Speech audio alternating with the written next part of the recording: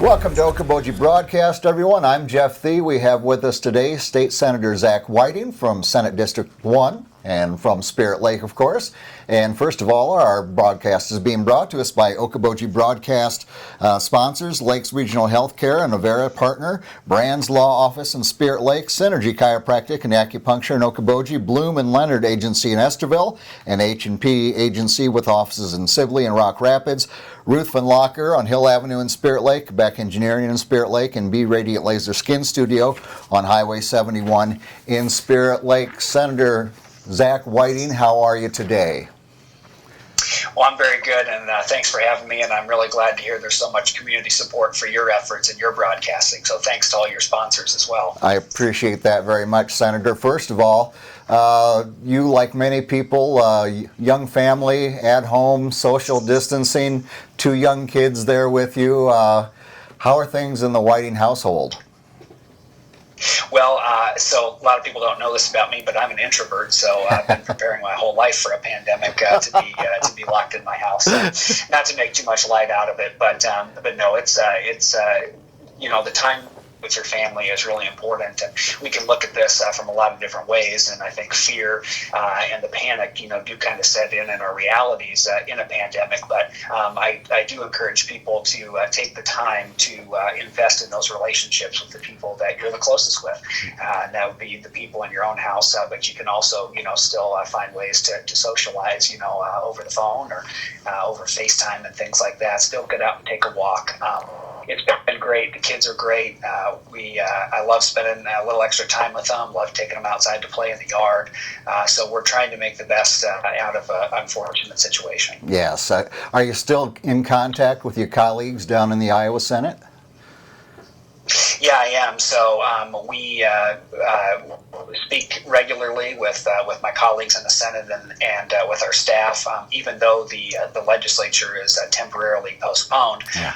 In addition, we have regular conference calls with state agencies. We actually have one scheduled with the governor's office a little later today, and she does press conferences every day. And then I field dozens of phone calls and a lot of times voicemails, because I'm already on the phone with someone, and emails from people who are impacted by this and have questions about how it impacts them, their family, their small business.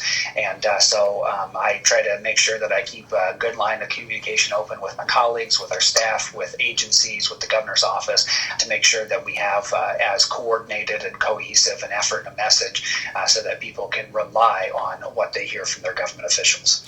And some of those questions, and this is the reason I kind of wanted to talk to you, Senator, the fact that the Small Business Relief Fund and what business owners need to know about that. I'm getting a lot of questions of they've heard what the governor has done, and inevitably getting the questions of, well, how does it relate to us? What do we need to do? What's our eligibility? How do we enroll? And I thought I'd ask you some of those questions.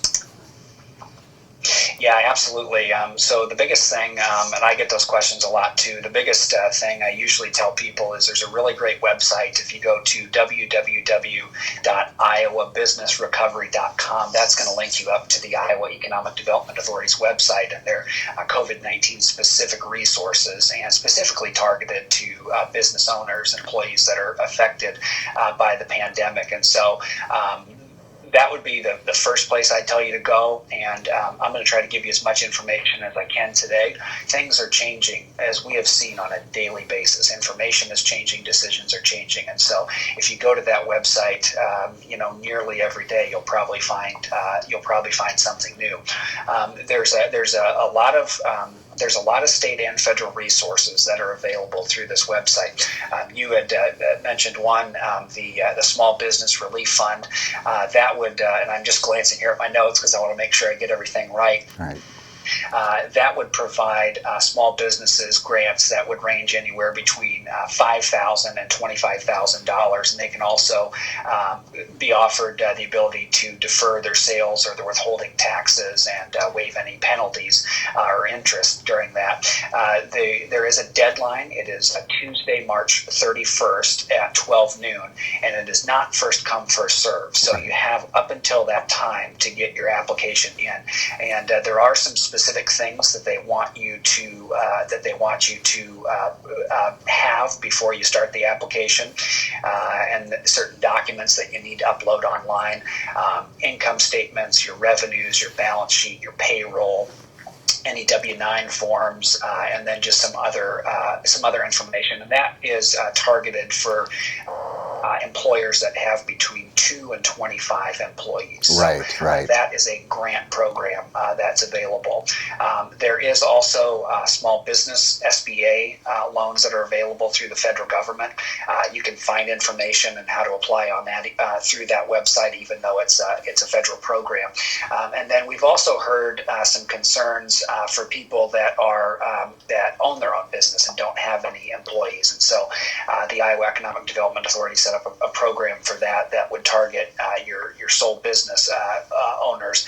And in that case, you would need, again, a lot of those documents. You'd need your income statement, your revenues, your balance sheet, and the people that are eligible for that are targeted small business sole operators. And so you need to be a single business owner with no employees. You have to have a targeted small business designation, and then in order to qualify for that, you have to have certain revenue limits, and also certain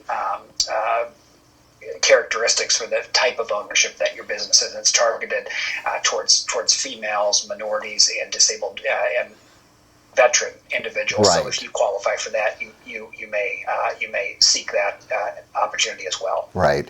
And Senator, if I'm reading this right on the small business relief funds, what the funds can be used for is your fixed debts, your payroll, your bills that can't be paid currently, and they're getting a interest rate of 3.75, but that's without credit available elsewhere. So if you do have credit available through your current financial institution, whatever, they would prefer you go to your regular bank for that as opposed to going through the state.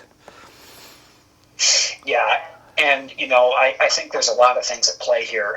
The federal government has tried to open up a lot of lending power and liquidity in the market through the stimulus package and some of the other measures that they've taken, and that's good. So anywhere that private finance can be obtained, that's a good thing.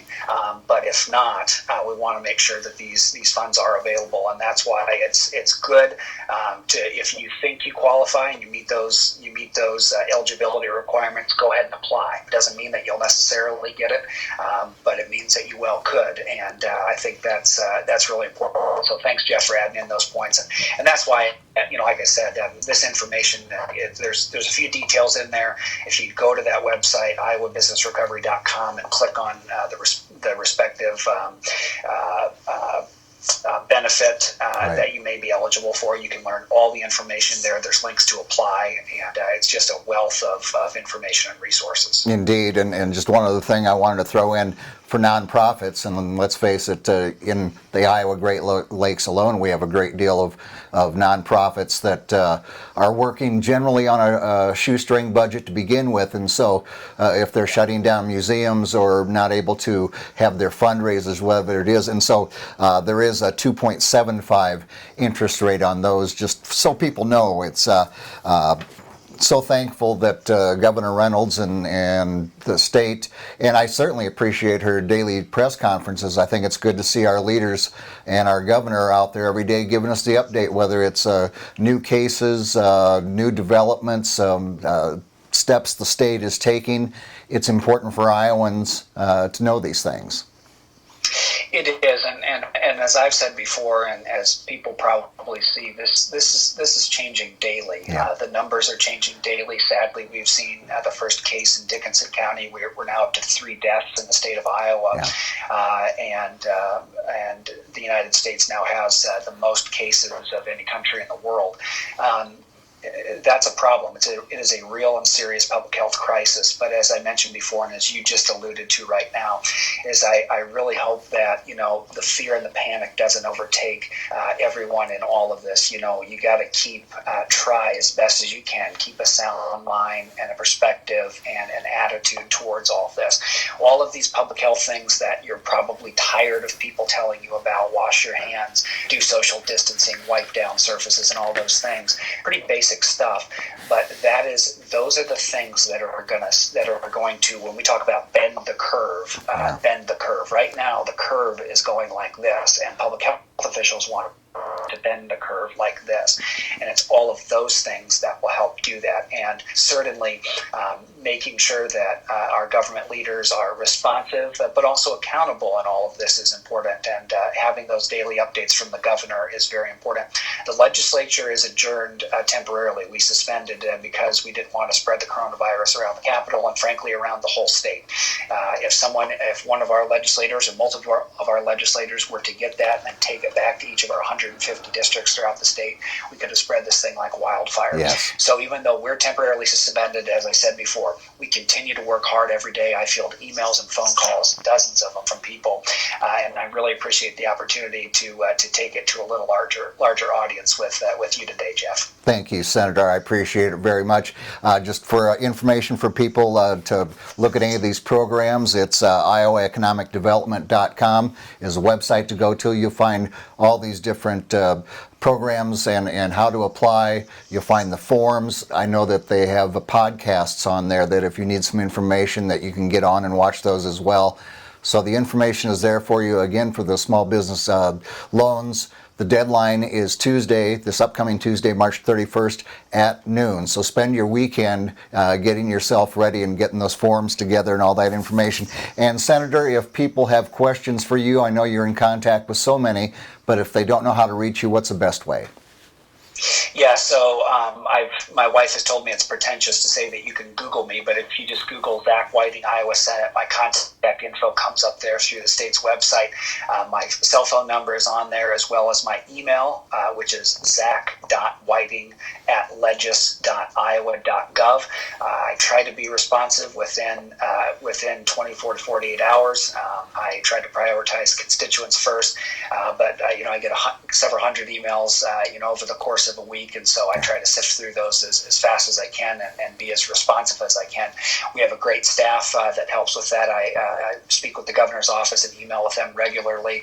So if you do have any specific questions you don't know the answer to or you're not sure, get a hold of me and we can try to track that answer down for you as quickly as possible. Very good. Senator Whiting, thank you for taking time with us today. We certainly appreciate it. And anytime you need to get word out, please feel free to use this broadcast here. We'd love to talk to you and keep our people informed.